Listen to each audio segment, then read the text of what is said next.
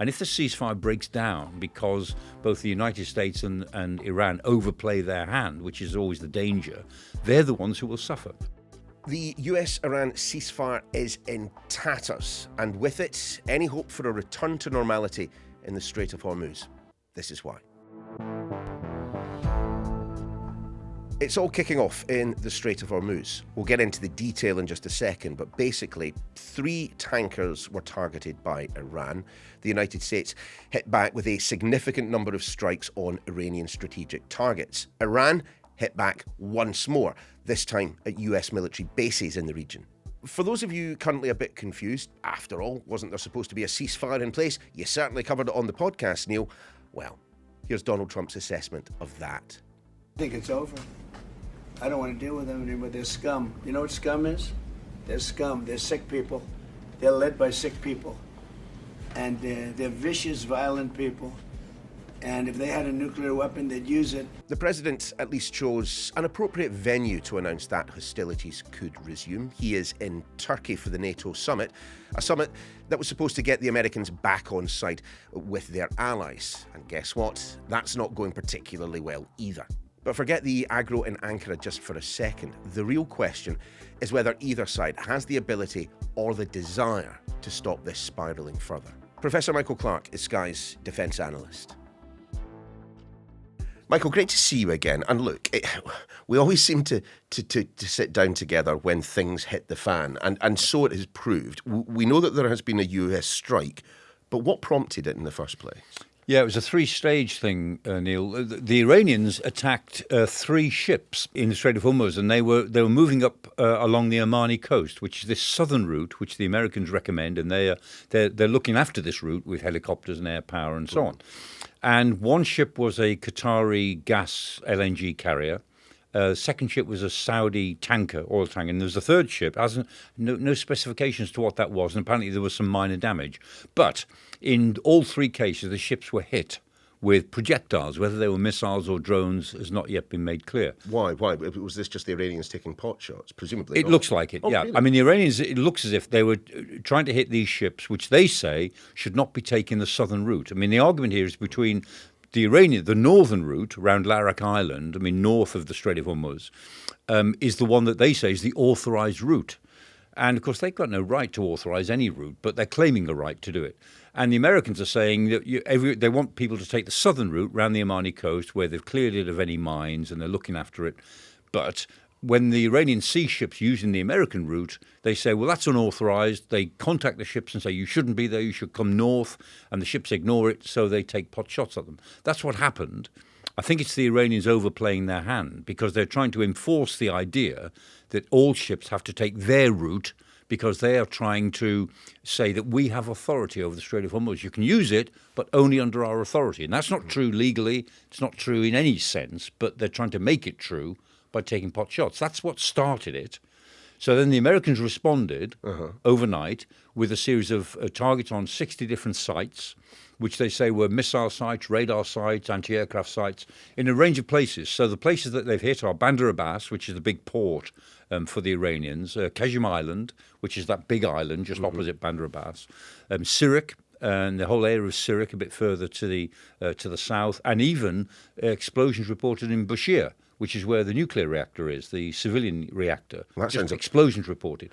But the Americans say, look, we hit a series of sites, quite heavy hits, the heaviest since the ceasefire, in order to make the point to the Iranians that there will be consequences if they take pot shots at ships in the Gulf.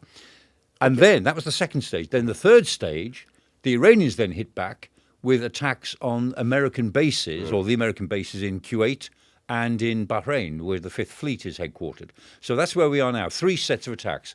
Iranians attacking ships, Americans responding with attacks on facilities in Iran, the Iranians responding with attacks in the Gulf on American bases in Kuwait and Bahrain. I mean, the US strikes on Iran, the targets that they have selected, what do we learn from that? Was this just pure out-and-out retaliation? It is retaliation. The Americans wanted to hit them hard, and they've said that they've hit the things that matter to the Iranian military. So they're not hitting oil facilities, as far as we know. They've gone for air defense sites, radars, where they say there are missiles and launch points.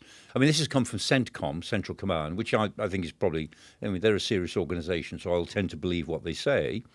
And so they picked out about 60 sites which are discriminating sites that matter to the Iranian military.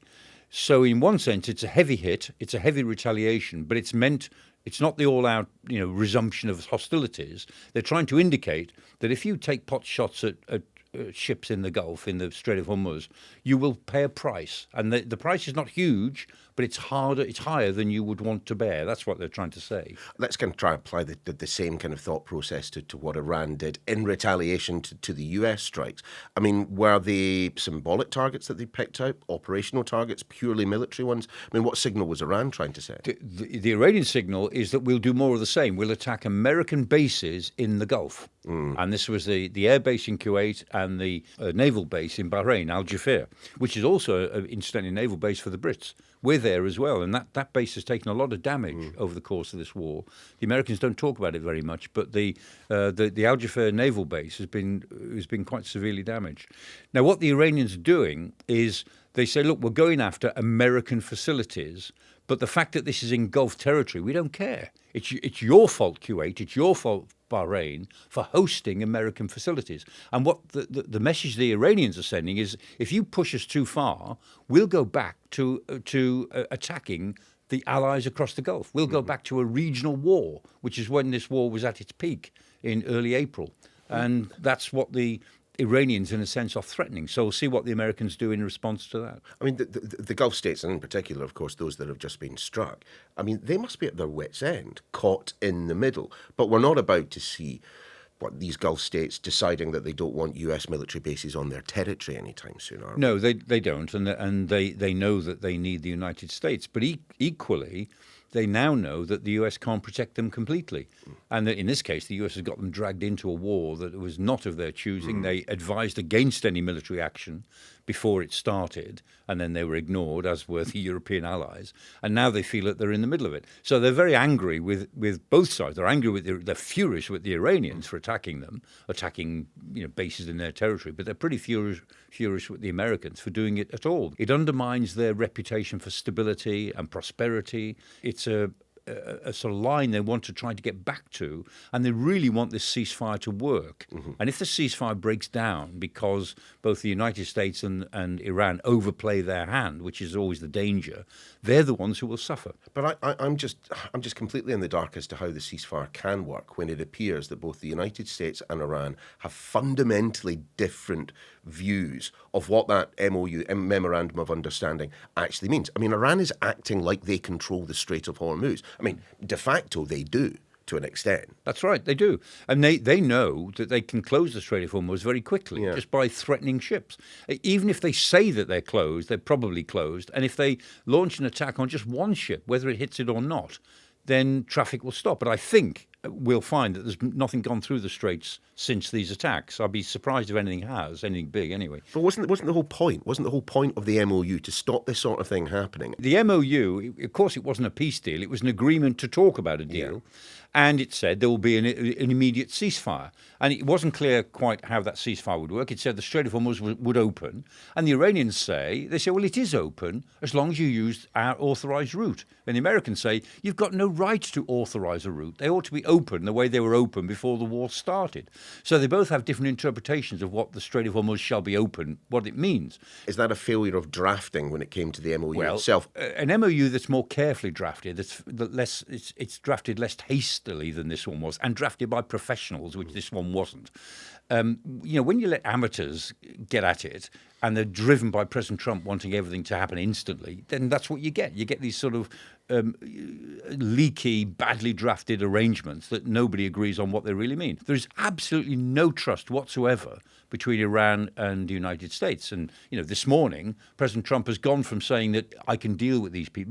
These people in Iran now, these new IRGC, they're more pragmatic. They're more sensible. This morning, he said they're scum. That's the word he used. He said they're scum. So there's no trust there, and they don't trust the US because twice now they've been attacked by the US and Israel in the middle of negotiations. So they say, just because you're negotiating with America doesn't mean to say they won't attack you out of the blue. They've done it twice before. So neither side trusts the other, and therefore the ambiguities that are written into these badly drafted MOUs become serious. They don't have to become serious, but they do in this case because there's nobody with real professional competence pushing the whole thing forward. Okay, and obviously, when it comes to, broad, grandiose kind of concepts like right and wrong, they all become a little bit fuzzy when we're talking in terms of geopolitics. But on the basis of what we know about the Memorandum of Understanding, I mean, who's in the right here? I mean, did Iran break the ceasefire by attacking the commercial shipping? Did the United States break the ceasefire by by retaliating? Yeah, exactly. Yeah. I think in this case, the Iranians started it. The Americans responded very strongly. Now the Iranians are responding now quite strongly to the Americans. So we'll see where it goes in the next 24 hours. I can't guarantee it, but I suspect that this will calm down again because neither side really wants to go back to all-out attacks for all sorts of reasons. I'm certainly not doubting that. But you mentioned some of the things that Donald Trump has been saying at Ankara at the NATO summit. I mean, on top of calling them scum, he has also said, in effect, the literal words. Yeah. He said the ceasefire is gone. I mean, are we just back to where we were a few weeks ago? We could be. I mean, they've still got stuff in the area. I was checking out at the weekend what they've still got. They've still got the 2 carrier battle groups, and they've still got the Tripoli there, which is the Marine Expeditionary Unit. So they've got 2 carrier battle groups and a Marine unit there. So they've got some big ships. They've got about 30-odd ships. They've got about 17 destroyers still on site. The US could go back to the policy of early April of all-out assault on Iranian facilities and on infrastructure in Iran and on any military facilities that they could find. And they could threaten to land troops on, Keshem Island or on Karg Island as they were doing before. I don't think they will because going back to that, it didn't achieve it the last time. And the IRGC, the current real hardliners in the IRGC are now in total control.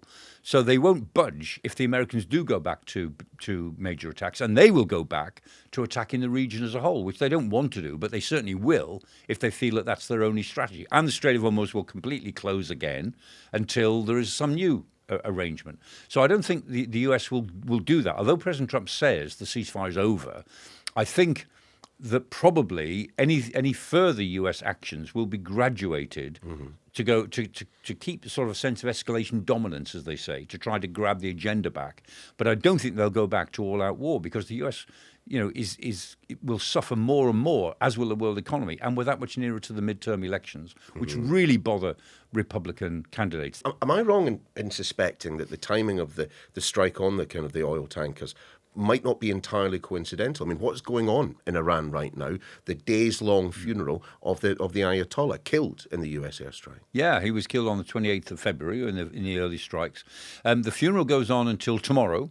Finishes in Mashhad tomorrow, up in the northeast of Iran, which is his birthplace. And the view that the Iranians take is that this is their celebration, this is their show of power. But what is interesting, Neil, is that while people have been paying their respects in various places to the coffin, the politicians in Iran have been getting a lot of abuse from the hardliners. They're saying, you shouldn't talk to the Americans at all. Well, why are you doing this deal with the Americans? I mean, we've won the war. They are the great Satan. Don't touch them. And people like Ahmed Vahidi, who is the leader of the IRGC now, the military leader, he's now reappeared.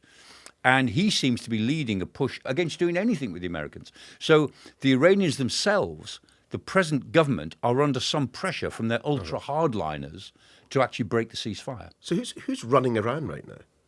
If I had to say, I'd say it's a battle between Vahidi, who's the ultimate hardliner, and Ghalibaf, who's the Speaker of the Parliament. We don't know, but I mean, it looks as if it's something between those two. And Mojtaba, who is still not appeared. People thought he would appear at some point. Oh, the new Ayatollah. Yeah. He might just appear at Mashhad in the final resting place. He might just appear then, but he hasn't so far, and that's been disappointing to quite a lot of people. So what hope for a set of negotiations between the United States and Iran when the people conducting the negotiations are the politicians who, frankly, seem quite in favour of getting something done so they can get sanctions lifted and money going through the economy. That's right. When all the rest of the time you've got the IRGC taking to the streets, launching rallies, corralling public will it looks like. Yeah. Goodwill, public goodwill. I mean, you can't have a negotiating process that ends successfully with that in place, can you? Not easily. I think what will happen is that another round of negotiation will begin, which will be just as shaky as this one. That's what I think. I think we'll be in for an uptick of military activity. Probably not that big a one. It might be all over by this time next week. I'm not sure. But I think after that there'll be another shaky round of ceasefire talks. But remember, this is all about doing something about the Strait of Hormuz, which wasn't a problem before the war. Talking about the nuclear issue, which is what the war was supposed to be fundamentally about, has gone by the board. That's done now, isn't it? So far. Ultimately, they will start talking again on nuclear issues, but so far it's all in abeyance. So the whole thing has taken on a life of its own, which is to do with who is going to control the Strait of Hormuz in the future. And all of this, whilst, as mentioned, NATO meeting in Ankara in Turkey, where at least they are supporting this latest US mission, these latest US strikes, with words, if not deeds. Yes, I mean, I think they feel as if they have to say that the US has a right to retaliate if the Iranians are playing games in the Strait of Hormuz, which should be open and go back to the way it was. I mean, they're damned if they do and they're damned if they don't in Ankara. And so they, in a way, they have to, and they logically would with Donald Trump sitting there, they have to offer support, at least in principle, for the fact that the Americans are trying to get back to the Strait of Hormuz as was. They're trying to get the situation back to where it was before the end of February. What are the chances of that, though, Michael? I mean, we said on Sky, I mean, when the MOU was first published, we said the effect of this, well, the Strait of Hormuz will open and close and open and close because it's a pressure point which the Iranians can use. They know and we know how easy it is to close the Strait of Hormuz because the technology then didn't exist. But now the technology exists with cheap ballistic missiles, cheap drones, the ability to employ lots of drones together.